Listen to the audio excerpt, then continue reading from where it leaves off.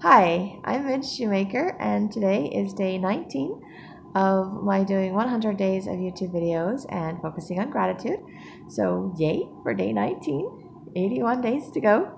And I said focusing on gratitude, and I meant focusing on writing. I did focusing on gratitude for 100 days, and now I can't seem to get that out of my head, and I have to remind myself that this is my writing. I am focusing on my writing.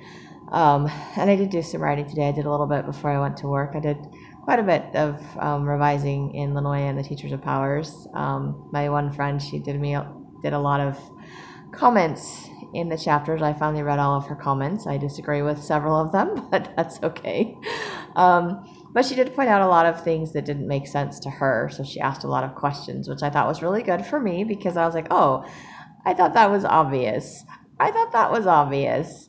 Apparently, it's not as obvious as I thought, and this is why people were telling me that they couldn't picture my character in the story in her environment.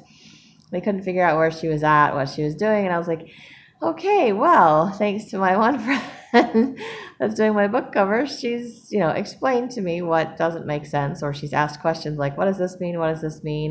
And then she's like, I'm just going to assume it means this. And I'm like, it doesn't mean that at all, actually, but okay. So clearly I need to do some clarification of things. And I did get a little irritated with her point of view on some things. I can't remember the thought that was in my head earlier tonight. I've been like replaying it in my head, but basically she just didn't like the way that my character responded to something. She thought that she would have responded differently somehow, and I'm like, she's an 11-year-old orphan. She doesn't understand social skills, social interactions by any means whatsoever. She doesn't view what she did as wrong, so why would she apologize for it?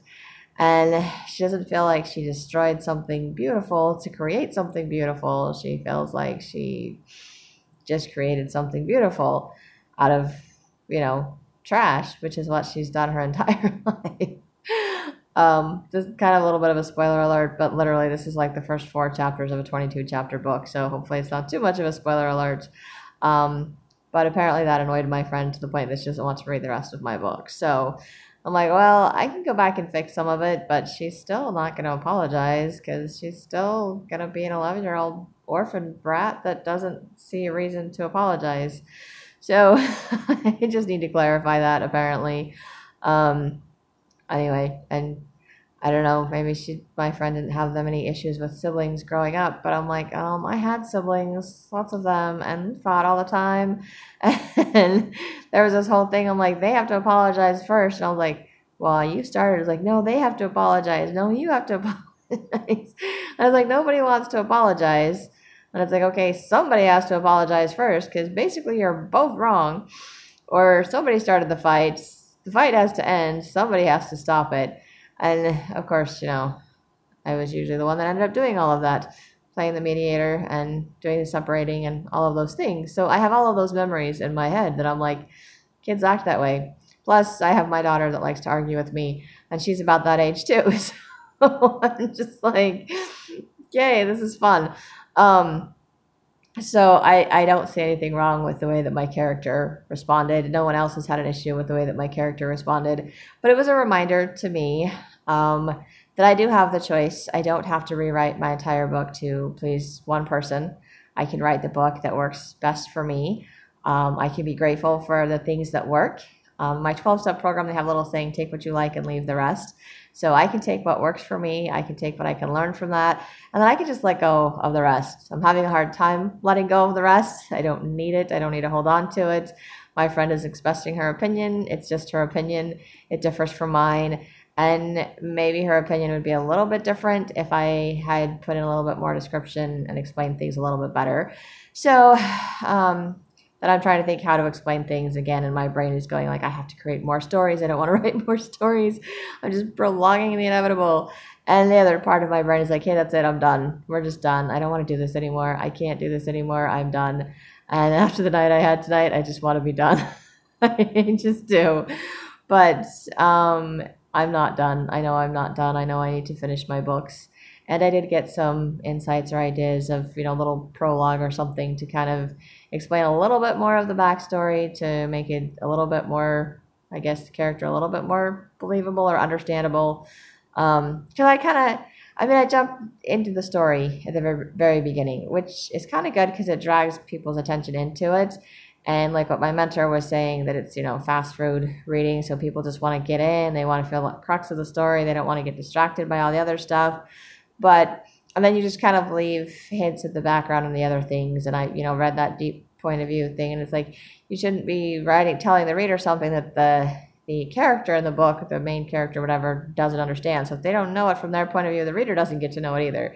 If they know it from their point of view, then the reader should know it. So apparently I was leaving out stuff the reader should know. And then there's stuff that the character doesn't know. So I'm not going to explain it to the reader because they'll figure it out when the character figures it out. Because that's how you're supposed to write the book. At least that's how my understanding of how you're supposed to write the book. So, anyway, I hope that's how it works. I hope it works out that way. And hopefully people will like it. They will buy it. They will read it when it's all done. I don't know. We'll find out when I'm all done with it. I think I will still just be thrilled and elated to have it published, even if it's not, a bestseller. It doesn't have to be a bestseller because at least I will have finished something that I set my mind to do. At least I will have followed through on a goal, on a dream of mine that I have wanted to do for years, and I am not going to give up on it. And then before I did some writing tonight, I ended up not really doing a whole lot of writing tonight. I did rewrite a little bit more of Linoya. I did some revisions on it before I went to work, and then after work I was like, okay, I need to change something in here because it's just been bugging me. Because I changed it to appease my friend, and I was like, no, I don't want to do it that way. I don't like it. So not gonna happen.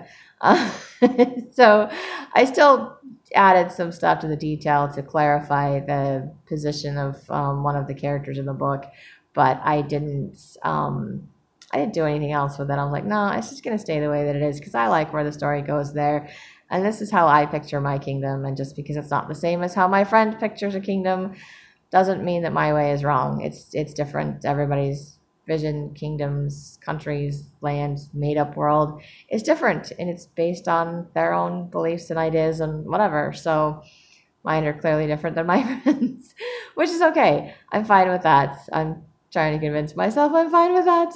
I just really liked her questions and her input of things that didn't make sense and ideas as to how to fill in the blanks or what she was imagining because I hadn't filled it in.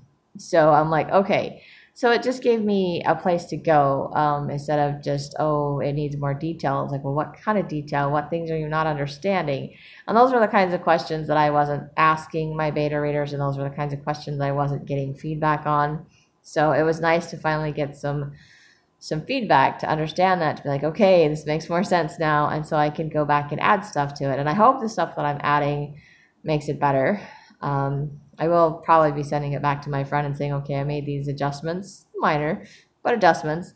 And I'm like, does it make it flow a little bit better? Does it fix anything?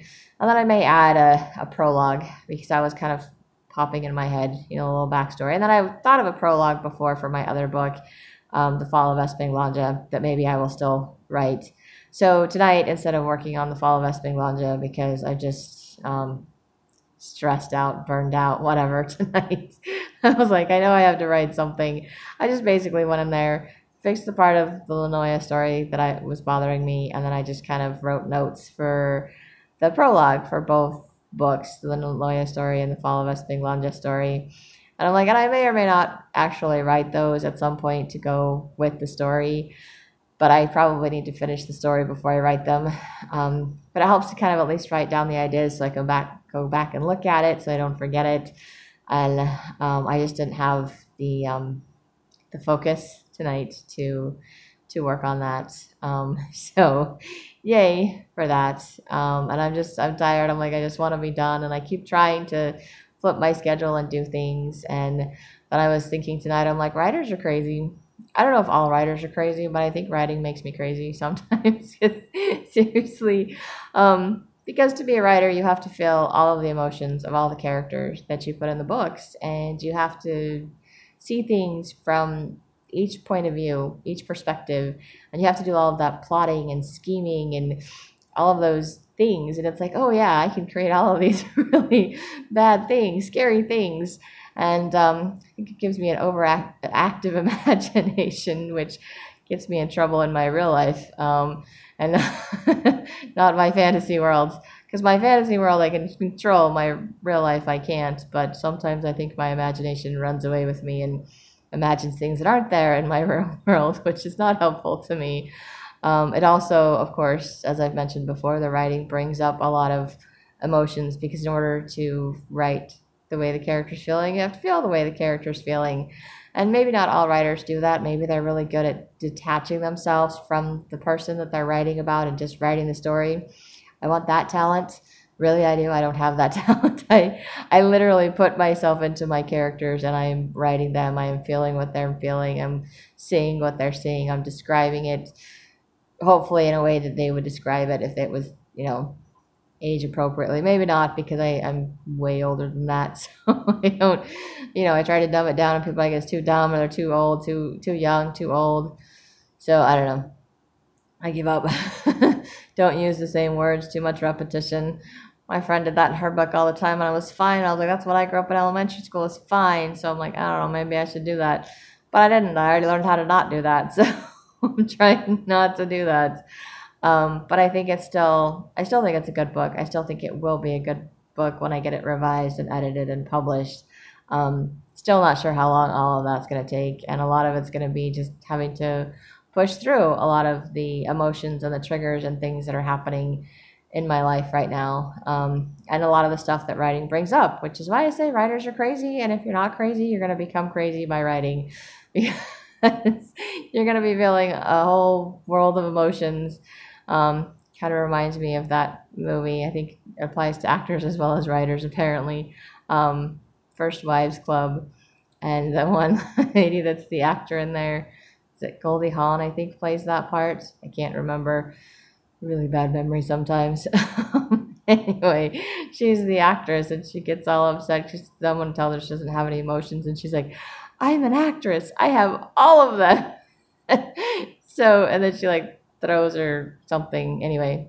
But it's just kind of funny to me because she has to have all of those emotions as an actress. And I'm like, and as a writer, you have to have all of those emotions. You have to put all of those emotions into the story so that the reader can feel those emotions when they're reading the story. Or at least that's the idea, that whatever you put into it is what they get out of it. So I hope all of the time and effort that I'm putting into my book to make it so that people can read it is going to be worth it for the readers. And I won't really know if it is or not until the book starts selling and whether or not they continue to sell or if they just kind of have a handful of people that buy them because they know me and they're being nice. I'm not really sure how that works.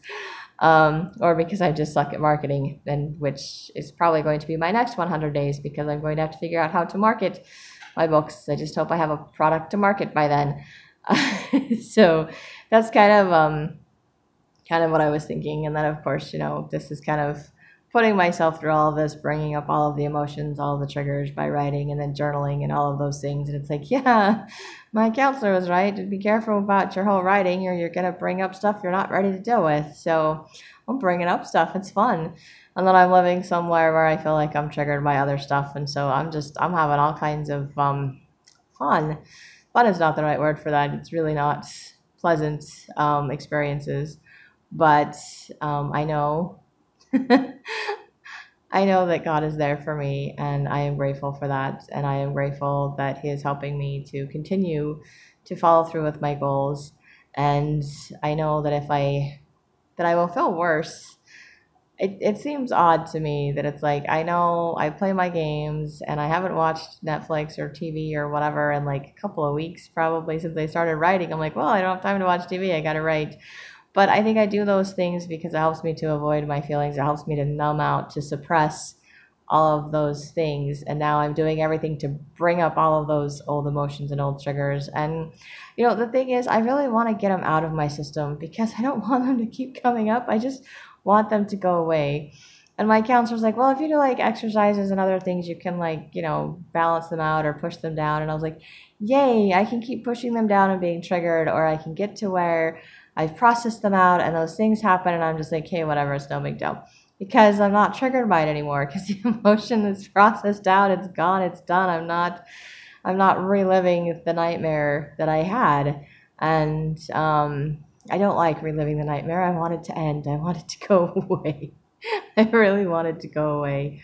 But I know it takes time and it takes a lot of work, and it means I can't run and I can't hide, which is my instinct to do every time that happens, is to run, to hide.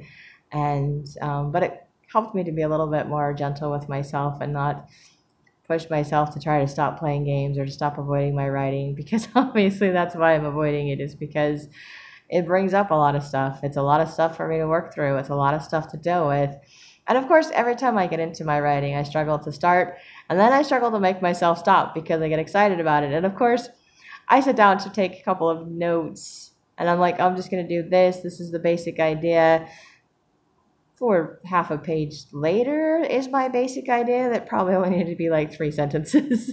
And the same with the other one. And then it's almost like I'm ready to just start writing the whole thing. And I'm like, no, I said I need to go to bed. I'm going to go to bed because I have to get up early and I really need to get some sleep and I'm exhausted. And maybe if I actually went to sleep and let myself sleep and did a better job of taking care of myself physically, I would not be so triggered and emotional, and I would be able to function better. And then I would not be struggling so much with my writing. But I know it's a process, and I know it's all going to work out in God's timing. He has the perfect timing. And I am just grateful for the support of my friends and family as I'm going through this process.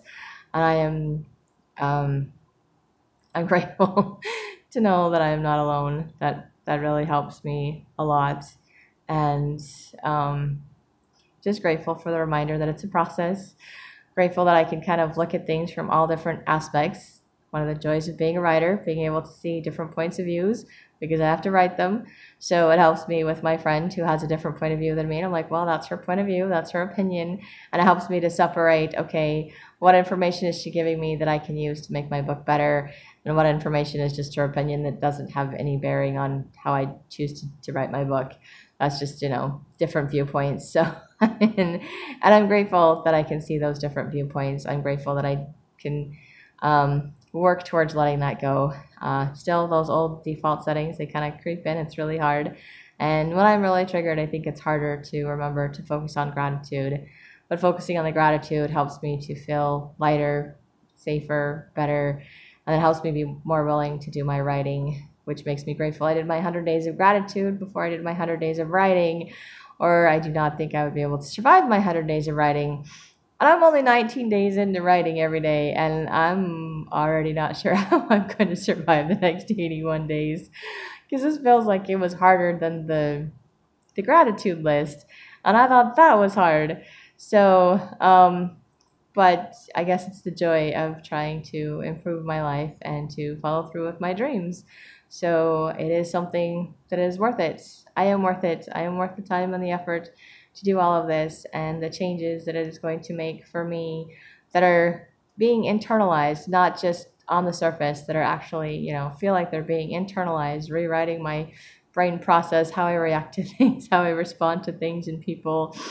It's better. I respond to myself better. And it's a good thing, and I'm grateful for that, and I'm grateful that I can see the different perspectives, that I don't have to take things personally. I'm grateful that I can talk to some people that have the same viewpoint. I'm grateful that I can respect people that have different viewpoints, and I'm just grateful that I can still somehow make myself do this, especially when I feel like I want to quit.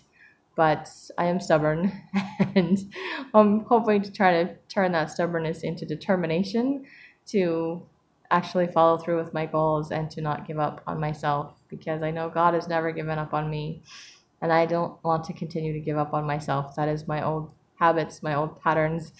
I don't know, I've always heard that saying, when the going gets tough, the tough get going. And I think I always misinterpret that, because I'm like, I think the idea is that you just kind of pick up your bootstraps and you just keep going and you work through it. But to me, I'm like, and they get going and they just disappear and they run away from whatever it is. And that's what I want to do every single time. So that's what I think of. It's like, they're going. Where are they going? They're running away in my mind. I was like, that sentence, that doesn't make any sense. The going gets tough, the tough get going. Going where? I don't know. They get going through whatever the process is so they can get better to the other side. Whereas I guess the rest of us don't. We just sit down and cry. I don't know. Or they go running away from whatever the tough stuff is. I don't know. But if they're tough, anyway. I'm going off on a random tangent that doesn't make any sense. I'm sorry. I'm tired. I should be going to bed. I will feel better after I get a good night's sleep. But I'm grateful I can do these videos. I'm grateful that I can learn from the videos. I'm grateful I can learn from my writing, and grateful to realize that writers are just crazy. I'm pretty sure most of us are crazy. It's not just me. I'm hoping that's the case, because sometimes I feel like, my writing is my outlet and it helps me release things. But other times I feel like it's, like right now, it just makes me crazy. All those different viewpoints, all those different feelings. And it helps me to see things differently. It helps me to put things into proper perspective in my own life, which is amazing that writing a story will do that for me. But it does that for me.